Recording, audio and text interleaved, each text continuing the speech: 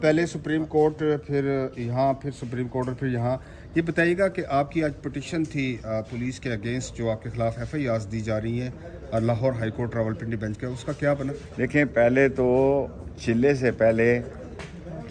چلے سے 2 دن پہلے تک ہائی کورٹ میں جسٹس چودھری عبدالعزیز صاحب کی عدالت میں انہوں نے یہ بیان دیا تھا کہ ان پر کوئی کیس نہیں ہے۔ جب میں آیا ہوں تو 20 میں میری ابھی عبوری ضمانتیں ہیں، کل اے ٹی سی کی عدالت میں فیصلہ ہوگا۔ آج چودھری عبدالعزیز صاحب نے یہ فیصلہ دیا ہے کہ جتنے نام ان کے ضمنیوں میں جہاں جہاں ڈالے گئے ہیں اس کی لسٹ جو ہے وہ 15 دنوں کے اندر اندر پیش کی جائے۔ کم از کم اس میں مجھے یہ سہولت آج بڑی ملی ہے کہ مجھے پتہ لگ جائے گا کہ مجھے کہاں کہاں چلے کے دوران اور کس کس کیس میں ڈالا گیا ہے، کیونکہ میں نے موج کو دیکھا ہی نہیں جس میں مجھے کل بتایا گیا کہ میں دہشت گردی میں بھی مطلوب ہوں۔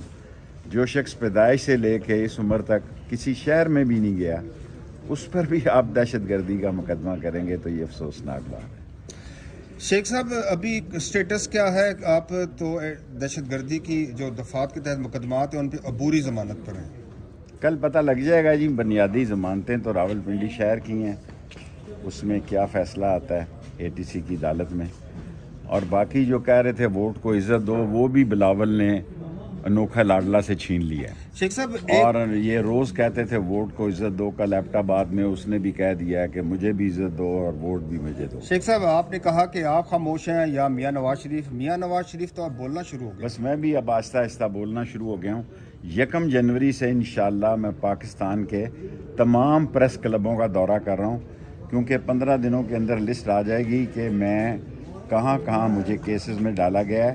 اب پریس کلب میرے ضمانتی جو ہے وہ دیں گے، کیونکہ میں نے ساری زندگی میڈیا کے ساتھ گزاری ہے، سو اب میں اسی پریس کلب میں جاؤں گا جہاں میرے پہ کیس ہوگا اور جہاں وہ ضمانتی کا انتظام ہے۔ آپ کے اگینسٹ اپوننٹ کا کہنا ہے، چھوڑو جی اپوننٹ، وہ کہہ رہے ہیں کہ آپ کو الیکشن میں کنٹیسٹ نہیں کرنے دیں گے، ایسی صورتحال ہے؟ اللہ کا فیصلہ ہے کون کنٹیسٹ کرتا ہے کون نہیں کرتا۔